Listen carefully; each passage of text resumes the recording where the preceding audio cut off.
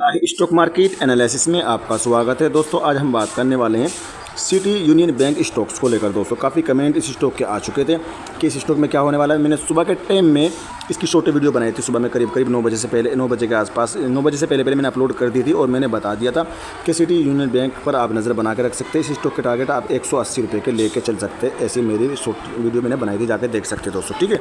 लेकिन फिलहाल की कंडीशन की बात कर लेते हैं, स्टॉक में क्या हमें इन्वेस्ट करके चलना चाहिए या नहीं दोस्तों, ठीक है। देखो आज स्टॉक में अच्छी खासी तेज़ी है। आज करीब आपको स्टॉक में जो तेज़ी देखने को मिली है, अच्छी खासी तेज़ी देखने को मिल रही है। तो जाहिर सी बात कल के दिन हो सकता है आपको थोड़ी सी गिरावट भी देखने को मिल जाए, वहाँ पर आप घबरा जाएंगे। हो सकता है आज आपने एंट्री ले ली हो 170 पर आपने खरीद लिया हो, कल को ये टूट के जाता है 165 पर, तो आप डर जाएंगे। फिर आप कहेंगे सर ये तो गिर गया, आप क्या करें। देखो दोस्तों, आपको क्या करना होता है, आपको अगर ख़रीदना है आज तो आज ही फिर बेच देना है, कल के चक्कर में मत पड़ना, लॉस हो चाहे प्रॉफिट हो, ठीक है। और अगर आपका मिड टर्म या शॉर्ट टर्म या लॉन्ग टर्म का नज़रिया, शॉर्ट टर्म का नज़रिया किसना बोलते हैं, शॉर्ट टर्म का मतलब होता है 1 क्वार्टर, मिड टर्म का होता है कम से कम 2 क्वार्टर दोस्तों, और लॉन्ग टर्म का नज़रिया होता है कम से कम 4 क्वार्टर दोस्तों, ठीक है। यानी 1 साल होल्ड करें, 3 महीने, 6 महीने, 1 साल कम से कम। लॉन्ग टर्म में कम से कम 1 साल के लिए होल्ड करना पड़ता है, शॉर्ट टर्म में कम से कम 1 क्वार्टर होल्ड करना पड़ता है। 3 से 4 महीने होल्ड करके चले तो ही कुछ बना पा सकते हैं, ठीक है। फिलहाल की कंडीशन की बात करें, स्टॉक में अच्छी खासी तेज़ी बनी तो स्टॉक के टारगेट हो सकते हैं यहाँ से बड़े भी हो सकते हैं। अगर आपके पास में है तो टाइटली होल्ड करके चल सकते हैं, ठीक है। जैसे कि आपको आज अच्छी खासी तेज़ी देखने को मिली, तो ये तेज़ी मेरे को कहाँ तक नज़र आ रही है, मेरे को जो तेज़ी नज़र आ रही है, ये स्टॉक आपको 180 रुपये के आसपास में जाता हुआ नज़र आ सकता है, ठीक है। 180 रुपये के ऊपर में अगर सस्टेन होता है, 180 रुपये के ऊपर में जाता है, तो वहाँ पर इसमें आपको 180 रुपये के आसपास, 180 रुपये, 170 रुपये के आसपास में प्रॉफिट बुकिंग भी देखने को मिल सकती है, ठीक है। वहाँ से गिरावट होती तो भी ज़रूर आप डिप में ज़रूर खरीदिएगा। और अगर ये स्टॉक आपको फिर से 160-65 रुपये की रेंज में आता हुआ नज़र आता है तो बिल्कुल आप इसमें एंट्री लेकर चल सकते हैं। बाकी अपनी खुद की रिसर्च ज़रूर कर लेना। वीडियो सिर्फ एक अपडेटेड वीडियो है, नॉलेज के लिए, एजुकेशन पर्पज़ के लिए दोस्तों, ठीक है। मेरे कहने से कोई बाय नहीं करेगा, नहीं सेल करेगा।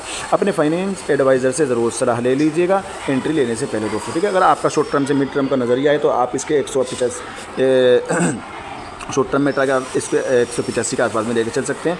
और अगर थोड़ा सा और 1 साल का नज़रिया अगर रखते हैं तो ये स्टॉक आपको और भी ऊपर जाता हुआ नज़र आ सकता है। ये टारगेट आपके 200 रुपये के आसपास भी जाते हुए नज़र आ सकते हैं, अगर कम से कम आप 1 साल का नज़रिया रखते हैं, ठीक है।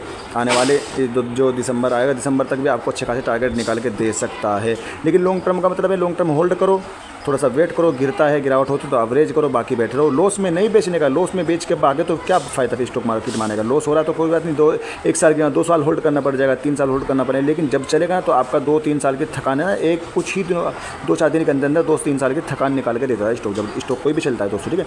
मान लीजिए कोई स्टॉक साल भर से नहीं चल रहा है, साल भर से गिरावट पे गिरावट, 2 साल हो गए फिर भी गिरावट, 3 साल हो गए फिर नहीं चल रहा है, तो वहाँ जब वो चलेगा ना तो 3 साल की थकावट जो है ना, जो 3 साल की आपकी तकलीफें जो है वो आपको कुछ ही दिनों के अंदर दूर कर देगा। हफ्ते भर में आपकी थकावट दूर कर देगा दोस्तों। वो भागेगा 10-20% भागेगा ना, तो 2-3 सर्किट लगेगा तो आपकी थकावट सारी दूर हो जाएगी। लेकिन थकावट जभी दूर होगी जब आपने उसमें सही समय पर अवरेज किया होगा दोस्तों, वरना कोई फायदा नहीं होगा दोस्तों, ठीक है। तो ये कुल मिला के सिटी यूनियन बैंक पर आप नज़र बना के रख सकते हैं, क्योंकि इसमें आपको दिखाऊंगा HDFC ग्रुप भी, इसमें ICICI भी है, कोटक महिंद्रा भी इस स्टॉक में है, जो बिग होल्डर्स जो है, तो मैं आपको दिखाऊंगा लिस्ट किस किस की होल्डिंग इसमें है।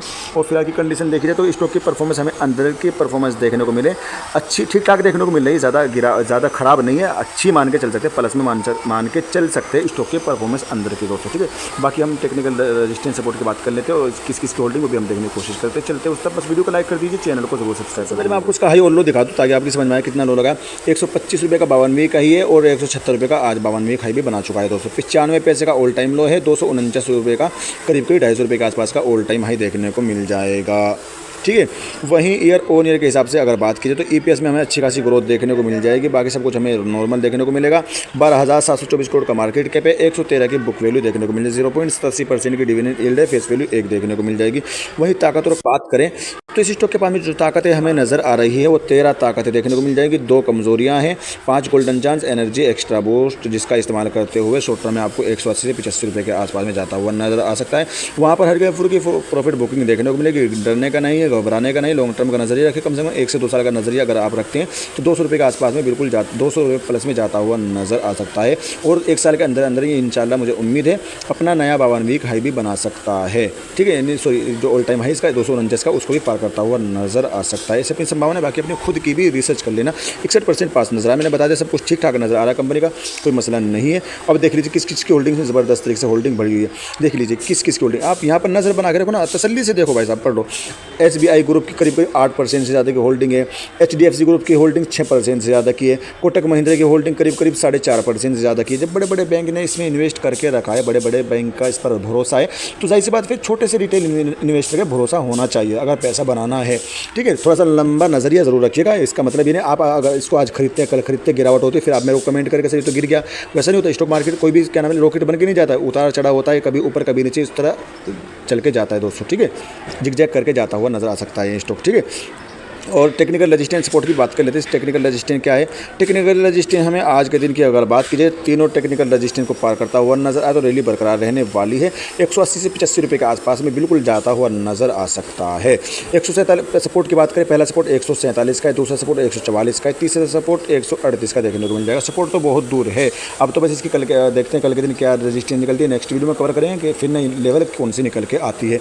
बाकी इसका मैं शेयर होल्डिंग पैटर्न आपको दिखाने की कोशिश करूँगा। शेयर होल्डिंग पैटर्न देख के समझ में आ जाएगा कैसा देखने को मिल रहा है। जब कंपनियां प्रमोटर तो नहीं है दोस्तों, लेकिन एक चीज़ सही है, FIs DIs पब्लिक की होल्डिंग देखने को मिल जाएगी। देख लीजिए FIs की होल्डिंग यहाँ पर देख लीजिए। FIs की होल्डिंग 26% से ज़्यादा की है और DIs की होल्डिंग करीब 34% के आसपास है। पब्लिक की होल्डिंग 40% के आसपास में देखने को मिल जाएगी।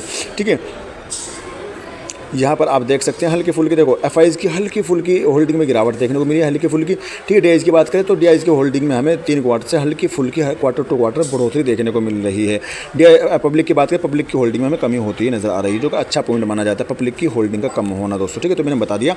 और जो मैं आपको मल्टीबैगर स्टॉक्स बताने की कोशिश कर रहा था, जो स्टॉक आपके लिए अच्छे हो सकते हैं, CDSL स्टॉक्स पर आप नज़र बना के रख सकते हैं। अगर ये स्टॉक आपको 1400 या 1300 रुपये, 1350 या 1300 रुपये के आसपास में, 1400 रुपये के आसपास में आता हुआ नज़र आता है, तो आप इस स्टॉक में SIP करके चल सकते हो। दूसरा स्टॉक आपके लिए एंजल वन पर भी आप नज़र बना के रख सकते हैं। एंजल वन भी स्टॉक आपके लिए बेस्ट साबित होता हुआ नज़र आ सकता है। ठीक है, ये मल्टीबैगर स्टॉक्स हैं, इन पर आप नज़र रखिएगा, क्योंकि जाहिर सी बात है भाई, कारोबार तो इनका जो आपको मालूम एंजल वन का काम क्या है, CDSL का काम आप बखूबी वाकिफ़ हो गए, तो स्टॉक आपको बिल्कुल भी गिरता हुआ नज़र नहीं आ सकते। ठीक है, अगर गिरते हैं 10% 20% गिरावट होती है, तो वहाँ पर ज़रूर SIP करने का, ज़रूर एंट्री लेने का, एवरेज ज़रूर कर लेना है। अब बिना एवरेज के आप कुछ नहीं कर सकते, सही समय पर एवरेज करिएगा।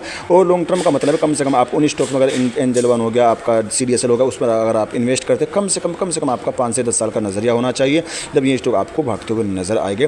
दूसरा है टाटा पावर पर भी आप नज़र बना के रख सकते हैं। टाटा पावर भी आपके लिए नेक्स्ट मल्टीबैगर स्टॉक होता हुआ नज़र आ सकता है दोस्तों। ठीक है, थोड़ा सा अगर आप नज़र रखेंगे तो बिल्कुल 5 से 10 साल का नज़रिया रखेगा, बिल्कुल आपको भागते हुए नज़र आएंगे दोस्तों। और एक स्टॉक और मैं बता दूं चलता BSC ग्रुप का, जो BSC लिमिटेड स्टॉक्स है, उस पर भी आप नज़र बना के रखें।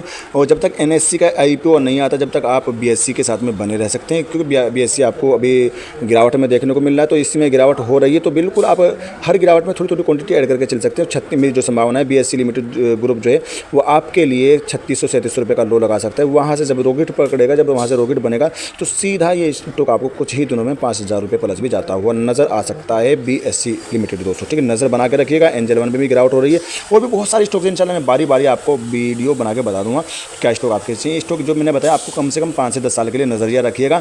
बाकी अगर आप सोच रहे हैं मैं शॉर्ट टर्म में बना लूँ पैसा, तो शॉर्ट टर्म में आपकी किस्मत है, आप बना सकते हो तो बना लीजिएगा, मिड टर्म में बना लीजिए, लेकिन अपना नज़रिया जो है लॉन्ग टर्म मैंने बोला लेने 5 से 10 साल या 20 साल के लिए होल्ड करें। बेहतर ये अगर आप किसी अपने बच्चों के लिए प्रॉपर्टी खरीदना चाहते हैं, प्रॉपर्टी से बेहतर है किसी अच्छी क्वालिटी वाले स्टॉक में आप थोड़े थोड़े खरीदते जाए दोस्तों। ठीक, स्टॉक खरीदते जाए और 5 से 10 साल का नज़रिया रखें, तो स्टॉक आपको बिल्कुल बढ़ते हुए नजर आएगा दोस्तों। ठीक है, तो उम्मीद है आपको वीडियो अच्छी लगी होगी। लाइक करिएगा, चैनल पर पहली बार आपने विजिट किया, चैनल को ज़रूर सब्सक्राइब कर दीजिएगा। Thanks for watching video.